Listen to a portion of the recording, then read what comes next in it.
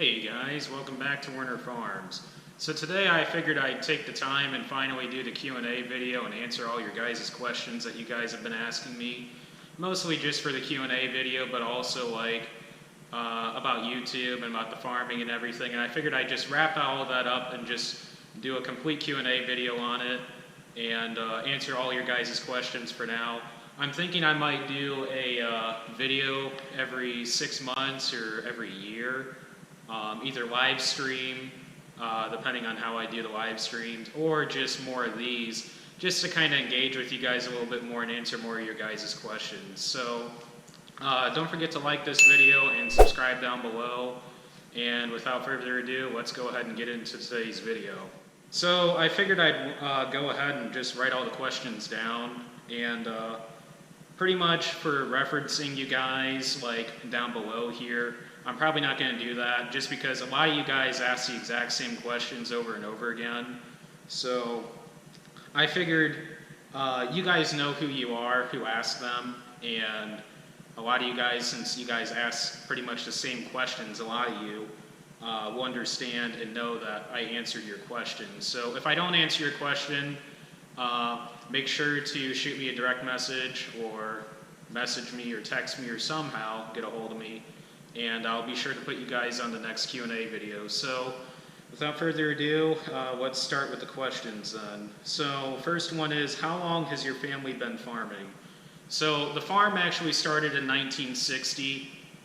My grandpa and his brothers actually farmed many years before then, but up until 1960 was when actually Werner Farms actually started, and my grandpa went off and made like the actual Werner Farms what it is today. Now, I mean, around in the area there's probably 6 different Werner Farms, I guess you can say, or farms with Werner in them. So I mean, I guess you could say there's a lot of relation around this area, and they've all gotten started about the same time we were, but essentially we were the first Werner Farms in the area. So back in 1960 was when my grandpa officially started Werner Farms in the area and became the first Werner Farms, I guess you can say, in the area. So we've been farming as Werner Farms for probably, it's 2018, so going on 58 years this year actually. So by 2020 we'll be at 60, and 40 years after that, that'd be 2060 then. That's when we'll actually be 100 years old then officially. So really we've been farming for 58 years. Do you guys have any IH equipment, tractors, or implements? For tractors, we do not have any international or Case IH or red equipment or red tractors in general. Now for international or Case equipment, such as implements, I believe, I'm not promising you anything, but I believe we have a disc along with a plow, and I'm not gonna, don't quote me on how many bottom plow that is. I think it might be a 6, 7 bottom plow. See, that plow sits over on one of our other farms since we don't even plow at all anymore. We used to help a guy, a local neighbor of ours, when he was actually raising a lot of green bean ground, or a lot of acres for green beans. We actually used to help him plow a lot because they actually required them to plow the ground for the second crop that year. But honestly, we haven't plowed like on our own ground or for anybody else in probably, I'd say, at least 10 years. So I haven't really seen much of that plow lately, so honestly that's why I can't remember how many bottom plow that is. But I believe the disc should be either a 20 or 25 foot disc, and I'm not sure if that's Case IH or not. I know it's a red disc, but you guys have probably, if you guys go look at it on the farm tour, you guys could let me know either way. That's in farm tour number 2. You guys can see that towards probably the 20 or 25 minute marker, if not a little bit sooner or later, I don't know.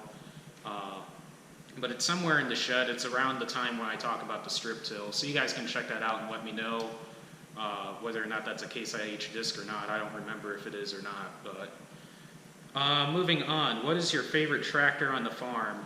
That's a tough one. I would say the 4650 behind me and the 9400T are probably right there neck and neck on what my favorite tractor is.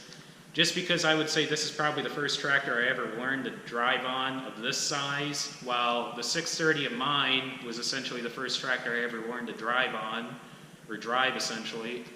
So, but the 9400T, just because it's I believe it's a 2000 or 2001, one of the two. They only made that tractor for like from 1999 or 8 to 2001. So it's one of those years. I would say more than likely the 9400T, just because it's a little bit modern of a cab, not completely modern, but a little bit modern of a cab. And I mean, it's a lot, I guess you could say it's a lot easier to drive, but as for ease of drive between this and this, I mean, this is a power shift and that's a quad range. I would say this is it's probably the easiest driving tractor on the farm, just because it's a power shift and you can just literally throw it in any gear you want and take off. While the track tractor, the quad range transmission on those tractors were not the idealist of transmissions for that tractor. And I wish I would have started YouTube 3 years ago and started doing vlogs then, because I believe 2 or 3 years ago we actually had the cab off on that 9400T, completely disassembled actually almost, just to actually do some transmission work on the quad range, just to actually try and fix some transmission issues that we were having with the quad range in it. But I mean, it's probably a close neck and neck tie between the 4650 and the 9400T though, just because this is a pretty awesome tractor. I love driving this tractor, but the 9400T I'm always driving, just because either on the grain cart or on the vertical till, and pretty much whenever we got to work ground essentially, because most of the time we're running the 9400T on that, just because why put stress in the 4650 when it only has, I think we have this turned up to 235 horse, when the 9400T has 425 horse. So, what is your most used tractor on the farm? Now that's a hard one also, just because this tractor pretty much does all the planning and all the anhydrous work, along with sometimes a lot of the mowing that we use with our Batwing 15-foot mower, 20-foot mower. I don't remember exactly. I say it in the farm tour part 2, so if you want to double check on that, you guys can watch that too. But I would say that's pretty close between this and the 4430 that we have on the loader, because the loader tractor is used almost throughout the entire year, either through brush work, ditch bank mowing, moving pieces of equipment around essentially. I mean, it's used all year long. So I would say almost between this and the 4430, which a kid asked me shortly before I was doing this Q&A video about doing something similar to what Eli does, Iowa Dairy Boys does, keeping track of hours. I think maybe starting this month I might do that. I might keep track of the hours starting this month, up running until the end of the year, and then every year I'll start doing a complete hour total, I guess, for the whole year, for just a video on discussing on how many hours we actually put on each tractor and combine and sprayer and semi and stuff like that. So otherwise, I mean, that's pretty much it for that. So how many acres do you farm? So we actually farm 1,500-ish acres. Now I say ish just because we've actually lost some ground recently and we've gained some ground recently, so I haven't actually figured out exactly what it is, but it should be plus or minus around 200 acres, around 1,500. So it could be 1,700, it could be 1,300. I know we're not lower and I know we're not higher than those ranges, but it's somewhere in that range. I'll get that figured up at some point here. I just haven't taken the time to really figure that up specifically, but it's somewhere between 1,300 and 1,700 acres. But I think 1,700 is kind of pushing it, but I'll have to figure that up exactly, but for now, I'll just say 1,500-ish. What is your favorite job on the farm? Probably running grain cart. That is probably my most favorite job on the farm, just because you're constantly on your toes, making sure not only you're keeping the combine empty, but you're also keeping the trucks full. And it's always fun because, you know, it's pretty much you're on the spot to keep the operation going throughout the day, really. I mean, yeah, the combine, you know, it has its duty of going throughout the field all day long, but you're the one making sure that combine does not stop. Now, and you don't want to be the one to make the combine stop, that's for sure. So that, and probably right behind running grain cart, would probably be running the vertical till. Vertical tilling, that's probably one of my favorite jobs, just because, you know, even though we're no-till, we do a little bit of vertical tilling just to size that residue up and help get the organic matter back, or essentially help in the decomposition of the organic matter that's on top of the soil, or the residue, I'm sorry, on top of the soil, and turn it into organic matter. So otherwise, I would say the vertical till is probably be my second most favorite job. While running the grain cart is probably my #1 favorite job, just because I don't get to run the combine that much, just because I'm always on grain cart duty. So, future plans to buy any more tractors or land. So, I've talked to some of you guys, and I think most of you guys probably have the idea of this. But the 9400T, I can tell you right now, and I'm not telling you when exactly, if it's going to be this year or next year or the year after, but I think that's going to be the first tractor to go, just because of the fact the reason why we bought the 9400T was to have a bigger horsepower addition to the farm to pull the strip till. Now, many of you are probably like, well, the reason why you got rid of the strip till is probably because you couldn't pull it. We actually tried pulling it the first year we had the strip till with the 4650. That did not work out too well, just because we didn't realize how much horsepower we actually needed to pull each 8-inch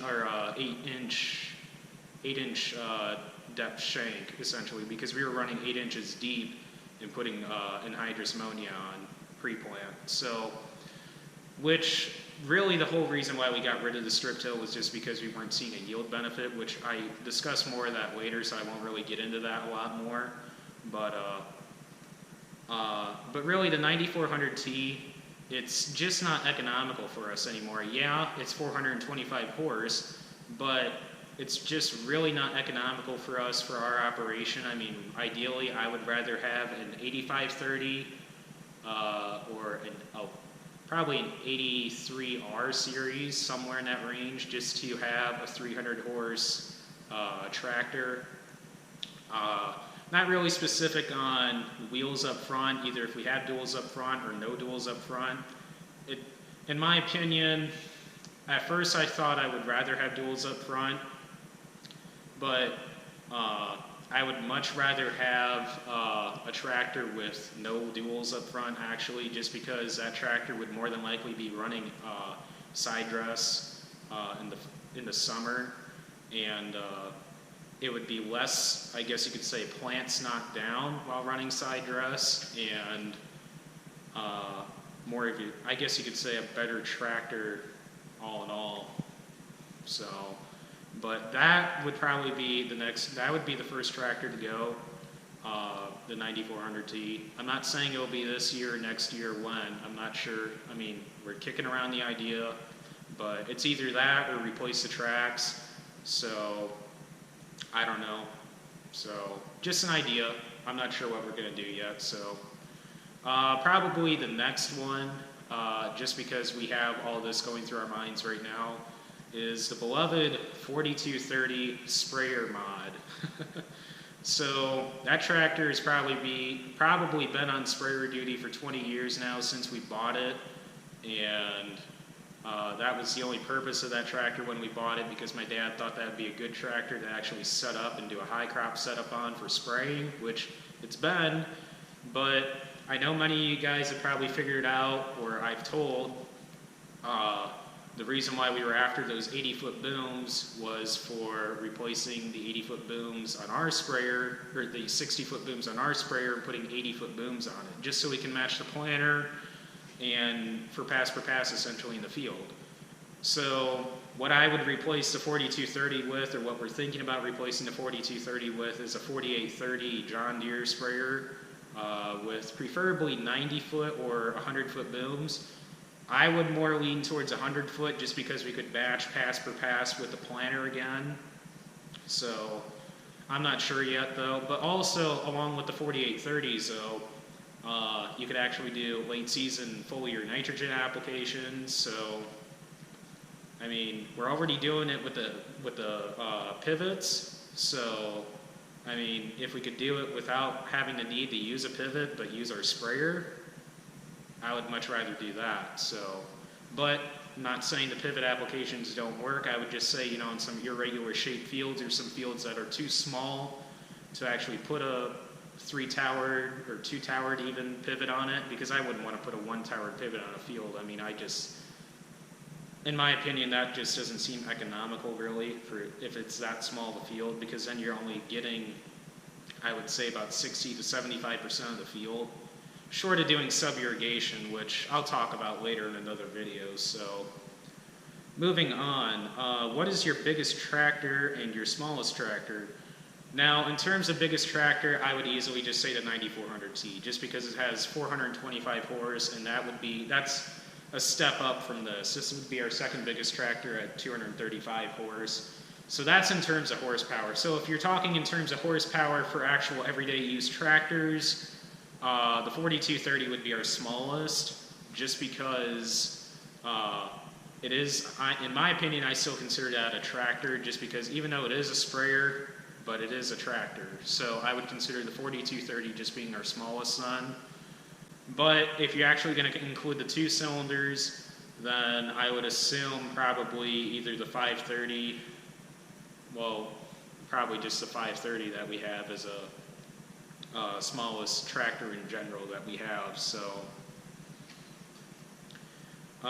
rented acres versus owned acres. Yeah, we do own a fair amount of ground, but we also rent a fair amount of ground as well, and we also do some custom farming and some farming half and half, which half and half is essentially where we charge the farm manager essentially for most of the work that we do, and we get half the profit made from that farm, and the farm manager takes the other half of the profit. So essentially that's half and half. And then custom farming, we essentially farm the field however essentially we see fit, as long as it's okay with the landlord and we're on terms of agreements essentially with what we're doing, and we get paid essentially for what we do.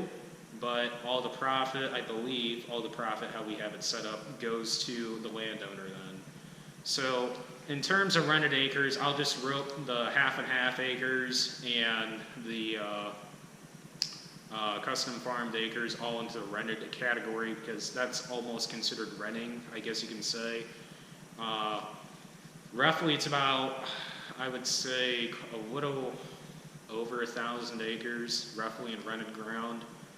In terms of owned acres, it would be roughly about 400 to 500 acres of owned land. I'm not sure exactly what that number is. Like I said, I got to figure this up exactly to determine, to give you guys an exact number of whereabouts where we are in acres in total. But for owned hasn't changed at all. Owned hasn't changed since essentially 1960s. So, but for rented, that changes all the time, almost every year, if not every couple years. So depending on how the situations go year to year, so on ground. So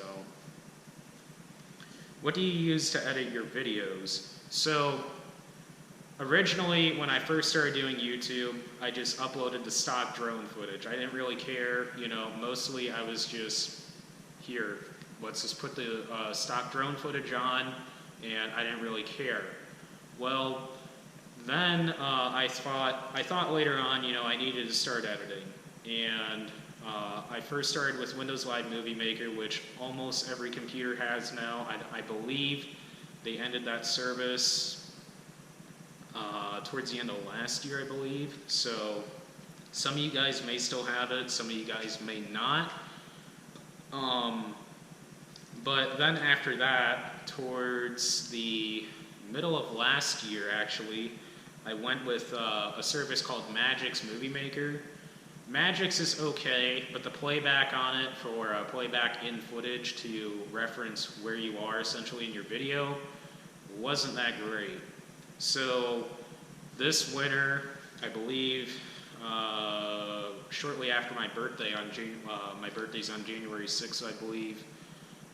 Shortly after then, I think the second or third week of January, I bought Cyberlink Power Director 16, the Ultimate Suite, I believe it was. And in my opinion, that's the best editor, hands down, besides using Adobe Premiere, which I might get into Adobe Premiere. I don't know yet. I mean, that might be a year or two down the road, just because I like this editor so much. I mean, I might not shy away from it ever again, so, or shy away from any other editor in general, I guess you could say. So, but that's why I used to edit my videos on.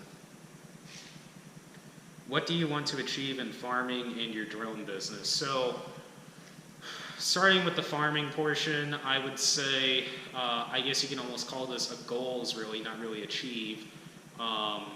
Just in general, 2,500 to 3,000 acres really is where I would want to be at max. I wouldn't want to go any higher than that, just because any higher than that, you're getting at a lot of work essentially needing to be done, and then you're going to be needing to hire a lot of employees. I mean, granted, with 25 to 3,000 acres, you can still do it with a couple of employees, but getting any higher than 3,000 acres, I mean, you're talking a lot of employees essentially needing to help run the farm. So,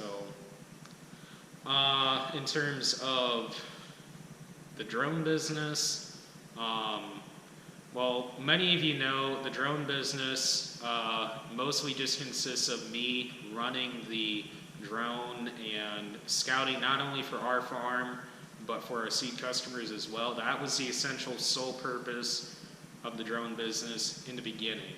Now it's kind of expanded into videography and custom photography and all different sorts of stuff now. So, and along with Photoshop and everything that I've done for many of you guys for YouTube and logos and stuff like that. So really, it's become more of a photo, video, drone business that I never would have thought it ever would have come to this. You know, I'm even talking about buying a camera that I would have probably never thought of if I was ever, if I ever never did YouTube or ran or flew drones before or anything. So I wouldn't have probably never done any of this if it wasn't for the drone, I would say. But in terms of the drone, I currently have the DJI Phantom 4 Pro, which many of you guys know. And I mean, my plan is later this year, depending on how things go this year, in terms of releasing of the drones and stuff, but I plan on getting a DJI Mavic Pro Platinum, if not the Pro 2, Mavic Pro 2, depending on when they release that and depending on what further details in the Pro 2 arise. If I feel it's worth it, then I'll go ahead and buy the Pro 2, but for now I'm banking on just buying a Mavic Pro Platinum, just because I want something that's portable and something I can use to fly in the tractor. Not saying I can't fly the Phantom 4 Pro in the tractor, just it's more I would set it up as a backpack kit, that way I can just toss it in the tractor and take off and do whatever I'm doing and just whip out the Mavic and take it off, say on the hood of the tractor or on the roof or whatever, or even on the ground, depending on where I'm at in the field, and get it up there, do some filming, take some pictures, land, take off, and keep going what I'm doing. instead of having that big rugged case that I have with the Phantom 4 Pro.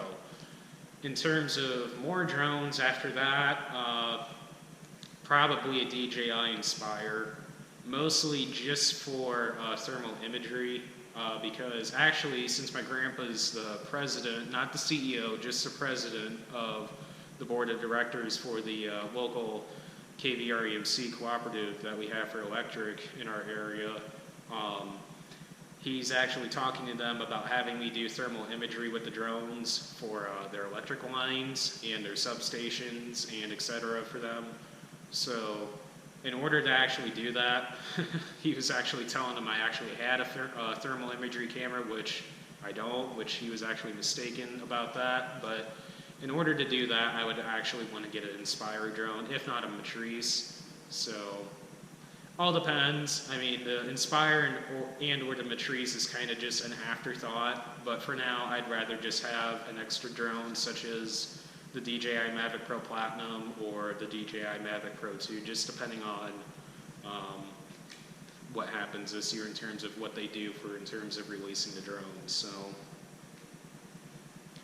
how many units of seed do you go through in a year? So that varies year to year, just because depending on how many acres we have rented out for tomato ground to our local tomato grower that we deal with. Also in terms of how we do crop rotation, if we do corn on corn, or if not, if we're always going to do a corn on beans rotation, which mostly that's what we do, unless we're doing a corn on corn rotation on a couple of fields. But and also depending on how many acres we want to put into wheat, which normally for wheat we go through about 50 to 200 acres depending on the year, because this year we actually have about 130 acres of wheat, I believe. So normally it's around 100 acres of wheat, but I'm just going to throw out the number between 50 and 200 acres of wheat. I'm not sure how many units that is. I didn't even figure that up. But in terms of total units for this year, it would be about 786 units, which one unit equates to one bag. And I'm not going to break it down to pro boxes because I have no idea how many pro boxes we have for beans. We don't have any pro boxes for corn.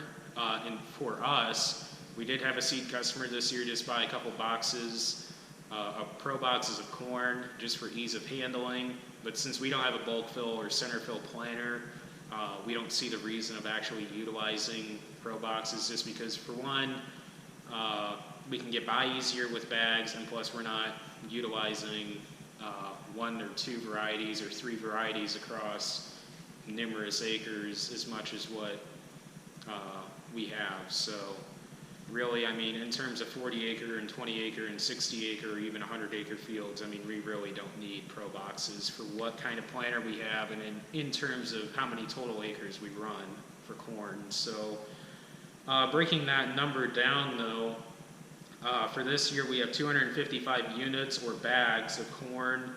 And not saying that this is how many bags we have for beans, because a lot of these beans are in pro boxes, just because with the beans and pro boxes, we can actually do that a lot easier, just because our drill is actually a bulk fill drill.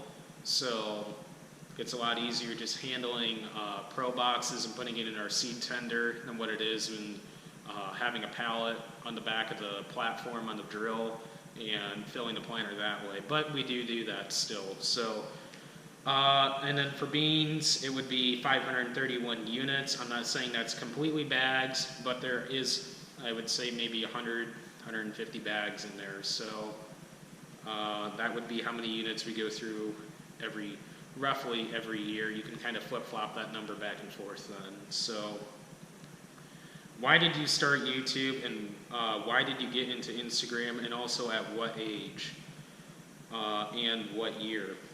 So I'll start with Instagram first, because that was the first thing I started in.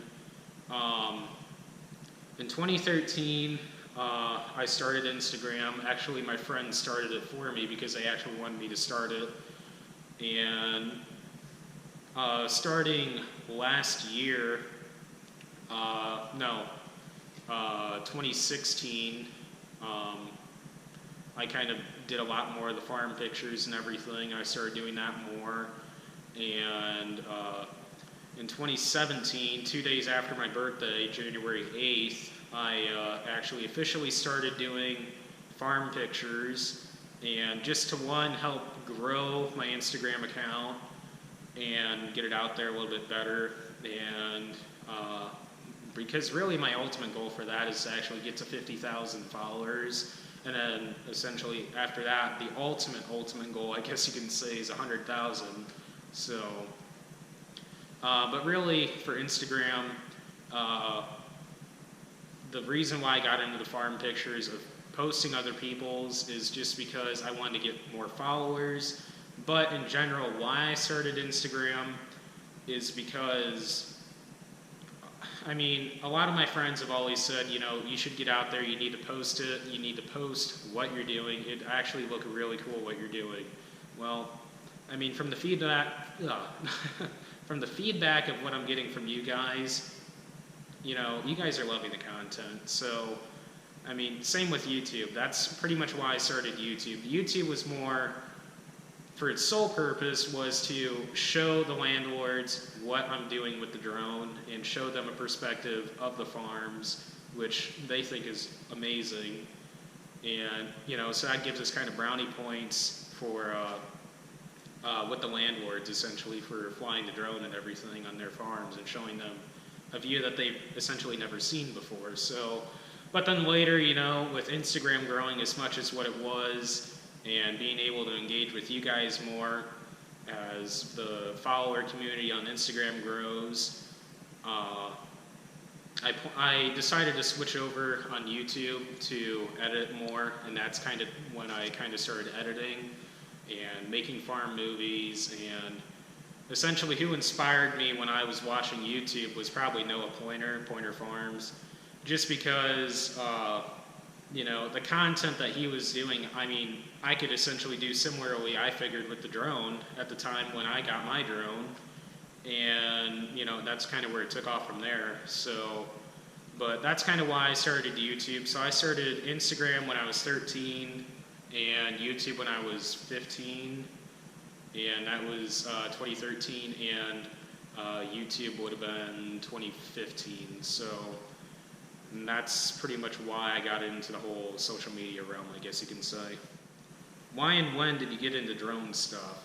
So the drone was, I guess you can say, an idea that I got from, not only from watching YouTube, but mostly it came from a local seed rep up north from us that actually deals in Pioneer seed as well.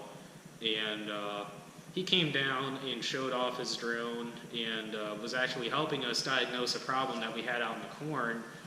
And that's kind of where I thought, you know, I can actually use this. And my first thought was, you know, I could utilize this not only in our farm, but I could actually utilize this with our seed customers, like what he was doing. So I'm like, you know, this could be a pretty cool idea. And also at the same time, you know, I can make these farm movies, which, I mean, I'd say they're pretty cool. So, and from the feedback I'm getting from you guys, I think you guys agree as well. So, I mean, that's kind of where I got into the drone stuff and why I got into the drone stuff, which that would have been in the summer of 2015, because I didn't get my first drone, the DJI Phantom 3 Pro, until Christmas of 2015 then. So, what will be your next drone? So I kind of covered that already.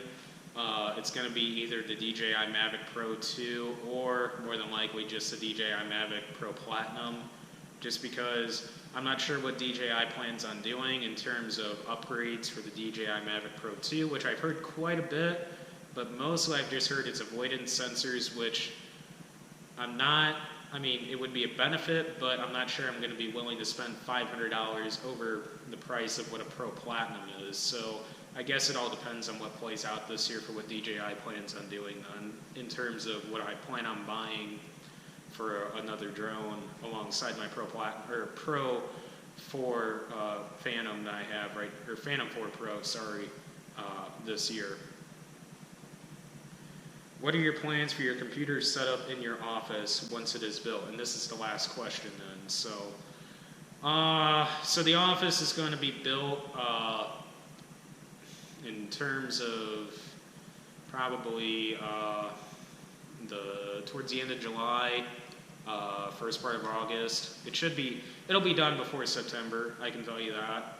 But probably just for my office, since there will be 2 offices, one for Dad and one for me, and then just a meeting area along with a garage, which you guys can watch the new addition to the farm vlog on exactly what the actual layout is of the office. But for my office, for a computer setup, I mean, I'm currently running the Dell XPS 15 laptop, 1 terabyte HD display with not a 4K because I didn't want the touch capabilities on the screen. And I actually have a second monitor I'm running. So I've been kicking around the idea of actually setting up a 2-monitor setup, which more than likely that's what I'm going to do. I thought about a 3.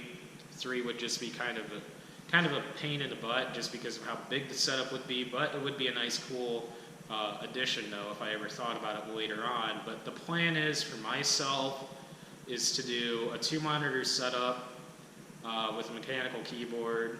I already have all this picked out essentially how I'm going to do it, and probably just run it all off my XPS 15. And I'm going to utilize the XPS 15 while the 2 monitors are there, so I'll actually have it as like an additional 3rd screen if I really wanted to.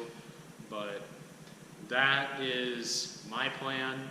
I'll probably have, going off of the computer setup, I'll have like a little drone station kind of area along with a little GoPro area along with storage for all of this stuff. And like I said though, I'm going to actually do a time lapse of the whole thing being built from the foundation being poured to the, like when the in-floor heat goes in, to the foundation being poured, to the whole assembly of the office, and also go over me putting in and setting up my complete computer setup and my whole office essentially, just to kind of give you guys ideas if you guys are actually thinking about doing this in the future. So just to kind of help you guys give a realm or an idea of what I'm doing and kind of get ideas from what we are doing and what I myself am doing specifically for what I'm doing.